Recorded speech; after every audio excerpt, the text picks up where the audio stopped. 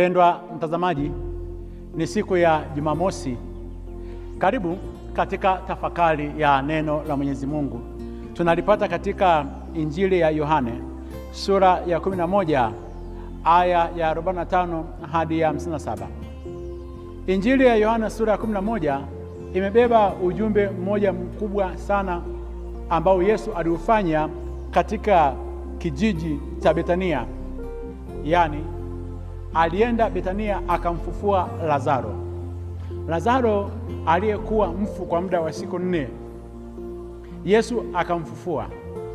Na tendo hilo alikuwa amelifanya lilipelekea watu wengi wakamwamini. Kama anavyozungumza huyu mwinjili Yohane kwamba wengi katika Wayahudi waliokuja kwa Maria na kuyaona yale aliyokuwa ameyafanya Yesu wakamwamini. Na watu walivyoweza kumwamini, wale viongozi wa kiroho ambao walikuwa ni Mafarisayo, wakuu wa makuhani na wengine Masadukayo, wakaonekana kwamba maisha yao yote yalikuwa ni unafiki, kwamba hawajawahi kumfufua mtu yoyote yule katika maisha yao yote ya kuweza kumtumikia Mungu na kuweza kusali. Kijana huyu mwenye miaka 33 amefanya makubwa, amefanya maajabu. Mtu aliyekuwa maiti kwa muda wa siku 4 ni huyu hapa Lazaro, ni mzima. Na baadaye hawa viongozi wakaumia sana. Ndipo hawa wakuu wa makuhani na wale Mafarisayo wakaitisha kikao, wakakaa, wakasema tunafanya nini katika maisha yetu? Maana huyu Yesu anaifanya ishara nyingi ambazo zinaonyesha kwamba sisi hatuna nguvu za kimungu. Tukimwacha aendelee kufanya mambo haya, mtu huyu anapofanya ishara hizi, watu wote watamwamini. Na Warumi watakuja, ambao walikuwa wanawatawala, watakuja na watatuondolea mahali petu na taifa letu. Tunajifunza kitu hiki. Kumbe viongozi hawa wa kiroho walikuwa wamekaa katika nafasi ile kwa ajili ya maslahi ya kimwili, si kwa ajili ya kuweza kuokoa roho za watu. Angalia, wanaanza kuwaogopa Warumi ambao ni wanasiasa, ambao ni watawala. Katika hali hii, manake ukiona viongozi wa kiroho wanaanza kuwaogopa watawala, hawatazungumza ukweli, watajipendekeza kwa watawala, ili watawala hawa wasije wakaondoa nafasi zao, wakaondoa kula yao, wakaondoa shibe yao. Mbaya sana. Tumwombe Mwenyezi Mungu sana atuepushe na dhambi ya viongozi kuweza kuwaogopa viongozi ambao ni watawala, viongozi wa kisiasa. Wanajipendekeza na wanapanga mipango ya kuweza kumuua Yesu, ili sasa nafasi zao zisije zikaondolewa, kwa sababu hawakuwa waaminifu kwa Mwenyezi Mungu, kwamba anafanya maajabu mengi kwa kasi. Sisi hatutaaminika tena mbele za watu. Hawakusimama mbele za Mwenyezi Mungu. Yaani wanataka waonekane ni wazuri kwa watu, lakini mbele za Mwenyezi Mungu si wazuri. Anatokea kiongozi ambaye alikuwa ni kuhani mkuu, anaitwa Kayafa. Huyu anawaambia kwamba sikiliza, hamjui kwamba imeandikwa kwamba mmoja lazima afe ili watu wote ili taifa zima lisiangamie? Na mwinjili Yohana anazungumza kwamba neno hili alilitamka si kwa nafsi yake, bali kwa kuwa alikuwa ni kuhani mkuu mwaka ule.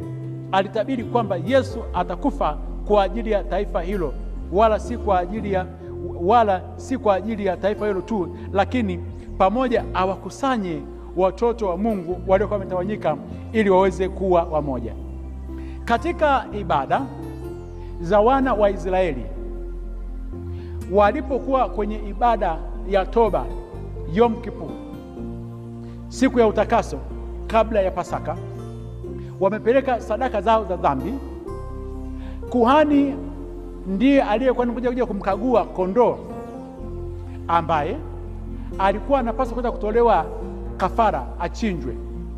Anasema huyu hapa anafaa, na ilikuwa lazima kuhani mkuu amkague asiwe na dosari lolote lile, na anatamka kwamba huyu hapa kondoo lazima afe, achinjwe kwa ajili ya taifa zima, lisije likaangamia katika swala zima la dhambi. Sasa angalia, katika Yesu ambaye ni mwana kondoo wa Mungu, anapaswa kuja kuchinjwa, afe kwa ajili ya kuweza kukomboa si taifa tu la Israeli, bali watu wote waweze kuwa wamoja kwa Mwenyezi Mungu. Kuhani mkuu anasimama Kayafa, anakuja anatamka, anasema kwamba imempasa mtu mmoja afe. Kwa hiyo mtu huyu afe ni Yesu Kristo, ili lisiangamie taifa zima. Kwa hiyo badala ya ulimwengu mzima kuweza kuangamia, Yesu ilibidi afe, na kuhani mkuu anasimama pale kuweza kutangaza hilo, kwamba yeye ndio mwana kondoo wa Mungu anayestahili kuweza kufa. Na hakusema hiyo kwa ajili ya nafsi yake, bali kwa ajili ya ule unabii ambao Mwenyezi Mungu alikuwa ameuweka. Hivyo basi, hata hawa ambao walikuwa ni wapinzani wa Yesu Kristo wanajikuta moja kwa moja wameingia kuweza kutangaza kwamba Kristo ni mwana kondoo, lazima afe kwa ajili ya ulimwengu mzima. Damu yake ina thamani kubwa sana kwa ajili ya kuweza kutuokoa, atufanye tuweze kuwa moja. Neno hili ambalo anazungumza kwamba wale waliotawanyika ili waweze kuwa moja, manake damu ya Kristo ndiyo inayotuunganisha katika maisha. Ukiona upo sehemu ambapo mmetawanyika, mmevurugana, ita damu ya Yesu itawaunganisha. Mtu ambaye ametawanyika ameenda huko, ita damu ya Yesu ya mwana kondoo wa Mungu itamrudisha huyo mtu, na wote mtakuwa wamoja.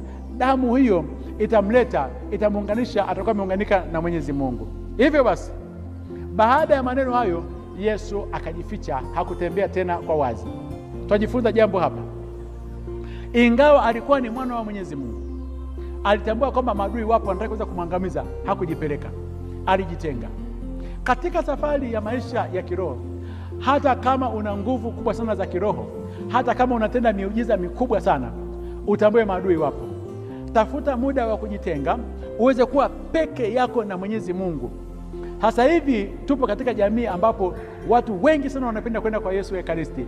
Ukae katika upweke peke yako na Mwenyezi Mungu, huko usikutane na watu wengi. Ndivyo Yesu alipojitenga.